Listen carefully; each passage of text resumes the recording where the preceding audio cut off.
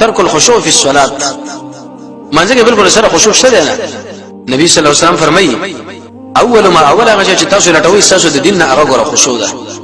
او بعد به سامي فرمایي وته به جمعه ته داخل شو په جمعه کې وګوري دا اول نه به یو کس کې مونږ نه چې دا مونږ د مونږ شغله خشوع لکه اسی رسمي کار کله به یو طرف ګوري کله به بل طرف ګوري ذمہواری ده او رسول الله فرمایي اولنی علامه د قیامت ابتدایي علامه د قیامت کې دام دا چې د انسان د منځون نه به د خشوع ختم شي شیخ الاسلام ابن قیم حسن بصری سے فرمایي و انسان د الله وړاندې ودرېږي او په مانځ کې ودرېږي چې دا دواړه حالتونه د ګډوډ شنو دا بس صحیح چې په مانځ کې ودرېږي پرس کې چې د الله مخ ولاړ او خشوع نه کومه خشوع قرطبی دی عالم بارکه خبر نقل کړي د پاس شت نه مار را پریوته د مانځ باندې ولاړو یو ټول خلک وتښتي دا غزا په ولاړو ولی په موږ د الله سره په مناجات باندې شروع ولا پوي نشو د رسول الله ملګری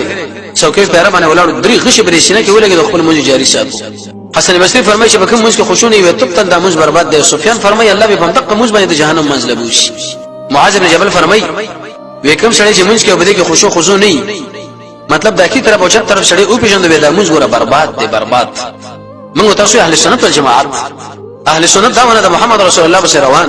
والجماعت دا ونه د صحابه بس روان نو کوم چې د منځ کو بری کې پیژې کی طرف او چت طرف سړی او پیژنو به وي چې موږ منځونه کوو نو سم خیال شي اهل سنت والجماعت به موږ یو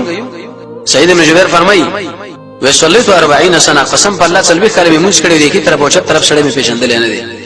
د خپل ځان علاج لپاره کار دی دا خبره موږ نه شته معلومیږي عبد الله ابن زبیر په منځ باندې ولاړو د توپ داس په وشه د منجنی قوسه کپڑے ته ویوړو موږ جمع شي جاری وساتو اکرام شر نخپه کټ شو کینسر تقریبا له په منځ باندې ولاړو په ځم پوی نو علي شه بتک جوړ شو یو اثر کې راځي کله چې انسان د الله مخې له ودرېږي او سوچونه شروع کی الله رب العزت د ملائکه له وایي چې زما د ما بین کې د پردي اوچته کې خوشي سوچ شروع کوي بیرته روغ ورځوي او کله ورته دا وایي چې اے د ادم بچیا زړه د زمانه غافل کړي دي مون جبا او بدن د حاضر کړي دي باطل ما تصبون چې دا څومره موږ زما په دربار کې وکي دا ټول برباد دي یو نصر زنمانه خوشو بدی راځي سړی به الله سلامینه ساتي او د شرک سخت غبر ختم کی صفات ازو داس بو کی د مانځه الفاظ بیات کی معنا قران بل شي غمګین الواز باندې ولولي خپل موږ به خره موږ غني ستري له بودريږي او اهلینه فرمایي د اذان نه بدقه رنگ اخلي شی ورزبو د قیامت مبارک اعلان وشي د استنجا او صفاینه په دا مقصد اخلي الله په دې دنیا کې سره زماره بدن پاک غواړم په دې دنیا کې پاک کا جامه چې په ځما دراوچ الله کزما د عورت چرته خارج شرمېږه ما دې دنیا کې مونږ شرمای سب کې شهودري الله رسول شف سفونه په قیامت کې راته سفونه زمنګ د امت ورځ بس تام خیره ودرېږي الله اکبر شلو کې لکه څنګه چې په جبه باندې ویل ان شاء الله لوی دنو د څه بوي چې الله حقیقت کې متلوي به بد الله لک سنوي اعوذ بالله شوی نه بری کې بدا و ان شاء الله زما دې منځ باندې شروع کوم ابلیس می پریدنه تزما کومه کوکا د الله په دینو باندې برکت سره حاصل کی سورې فاتحه په دې انداز باندې ول رسول الله فرمایي چې دا ستو د الله باندې کې شریک کړه ته چې یو شخص سره خبرې کې دی عادي پولیس سره څومره په احتیاط او سره په توجه یې مامور سره ته رب العالمین مخې له ولاړ او غله وایي چې الحمدلله هغه وایي چې بنده خو زما حمد ویلي هغه له جواب کې ځای ورکړه د سینې اول شروع کو یو صاحب تر اخره ورسې چې د یو سړي خبرې له توخ نه ورکې چې د جواب تعالی غوسه نشي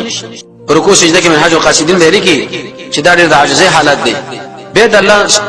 لوی بیان کا رسول الله باندې درود وای دعاګانې وغواړه او چې به کنه سلام وګرځو استغفر الله وغواړه ډیر په نشه کې کېد باندې کې د خپل نظر برکت وساتي چې کله اسکارګم اخو دې خو ګورو لکه یو سړی چې سړی خوشي کې کله یو طرف ګوري کله بل طرف ورسره ان شاء الله راشي زموږ پر سنت پرې خدای کې یو طریقه دار موږ کله موږ کله یو خو ګورو کله بل خو ګورو کله غوتونه ټکونه وباسو رسول الله به کله سلام وګرځو به سړي خپل